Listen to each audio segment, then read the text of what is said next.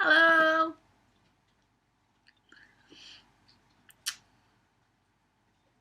Do you want to come and say hello, Miss Manley? This is Mrs. Matty and she's so cute. You want to come and say hello to you?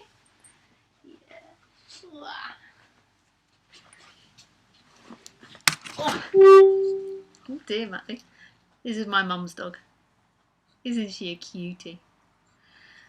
Are you a cutie, Missy? She's got a few teeth missing. She's 14. Okay, back down to the serious business.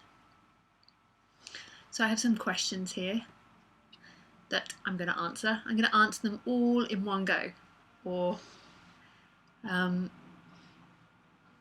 going to try and make a longer video of questions.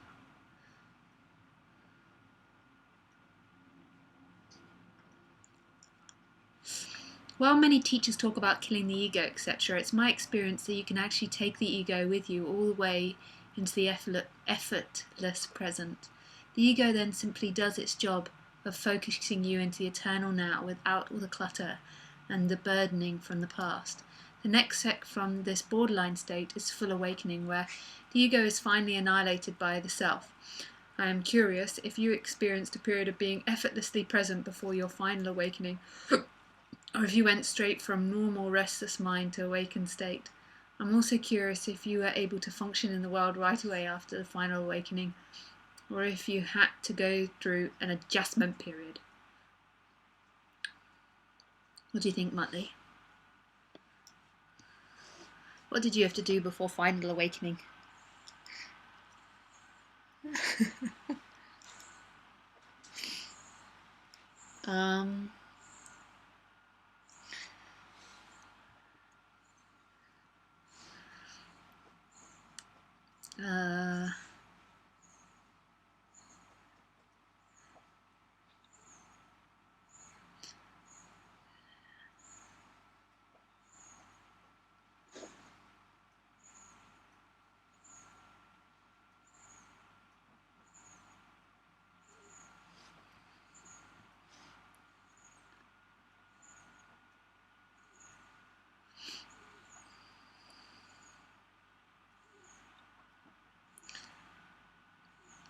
The way it's seen here is it's seen as such agony to put effort into things, for the me dynamic to be striving to get to a place or to get to somewhere. Sometimes there can be hope and this excitement that comes with putting effort into doing things. But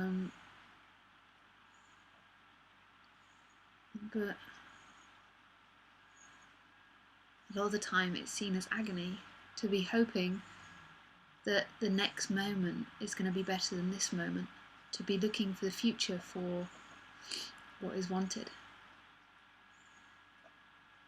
to be constantly living in anticipation of liberation.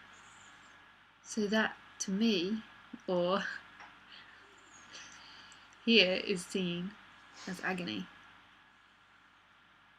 as suffering. So it doesn't resonate at all. The ego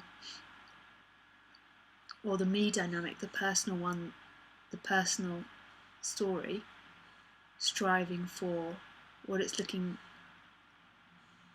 striving for the future. It doesn't resonate at all.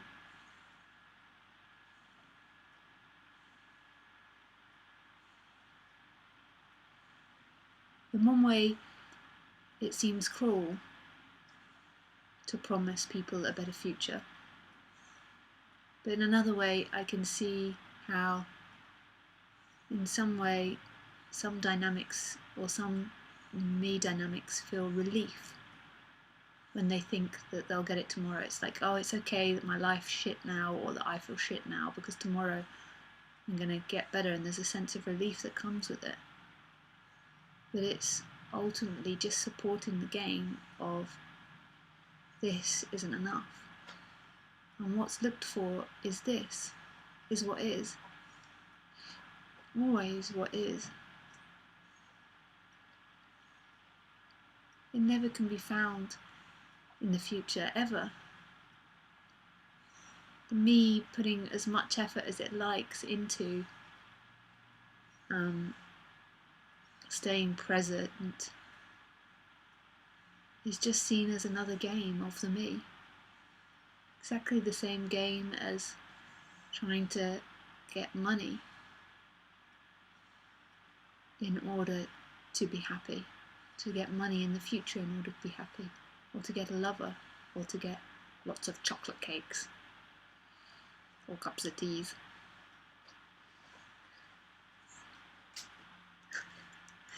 This one's very orientated by food. She's a very successful dog at getting food as well, if you can tell by the size of her.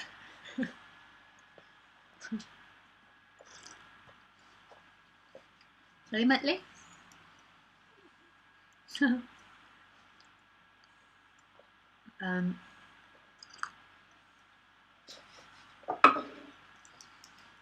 So this is what is. This is what's looked for. This is home. The me structure is always going to be looking for the future. And the me can never be present. How could a me be present? A me is already in time. I am somebody who's going to stay present. I'm present. I'm present. I'm present. I'm staying present. I'm going to stay present. How could a me stay present? It's already in time. It's already in thought.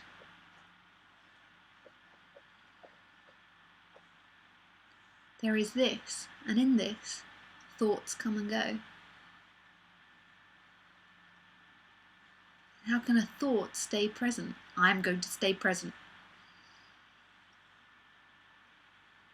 Damn it, I lost it.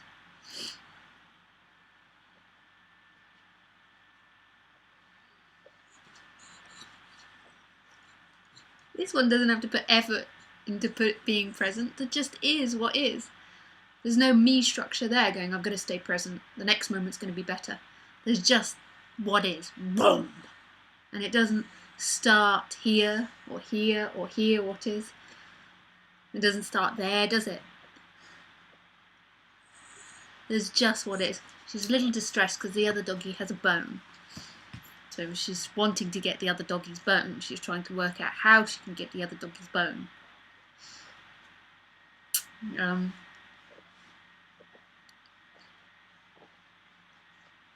So there is aliveness, and in aliveness these thoughts of I'm going to stay present come and go. But aliveness is always this. Aliveness is everything and no thing. It's always aliveness. And then these thoughts pop up of I'm going to stay present, I lost presence, I'm going to get presence, I lost presence. And it's the same with every other form. They come and go. Every form comes and goes in this. And every form is this. And yet no one particular form is it. Isn't that magic? So how could a thought stay present? A thought's already in time. A thought is something that comes and goes, and it comes and goes in aliveness, but is also aliveness.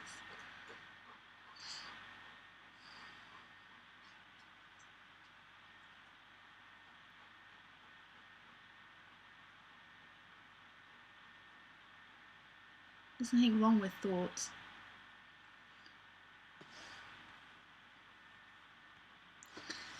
I am curious if you've experienced a period of being effortlessly present before your final awakening.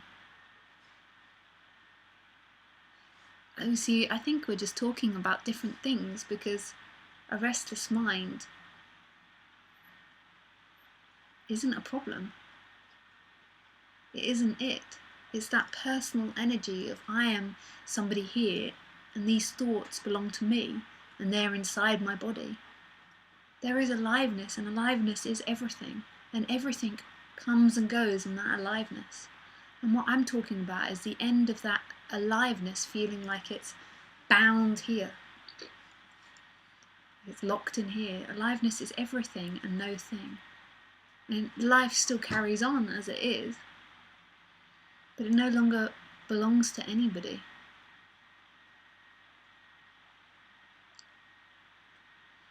It's impossible to talk about, but I certainly don't see this as quietening the mind or a silent mind or releasing your emotions.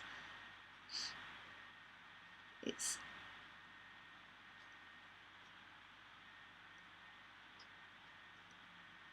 the shift from being this me person that lives in a story in time to beingness, and in beingness that story arises.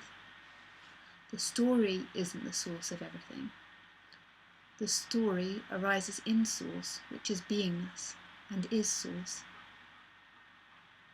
But most people think that the story is the source, or the thoughts are the source of everything. Aliveness, beingness, this isness, and it's no-thing and everything. So that thought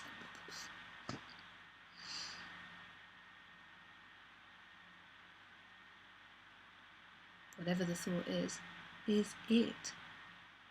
So is the computer and the TV, and the cat on the t-shirt, or jumper, and the dog panting, and the hair in eye. So it's really nothing to do with not having thoughts or a silent mind. It's a shift between being those thoughts, thinking you are someone in those thoughts, you are someone that exists.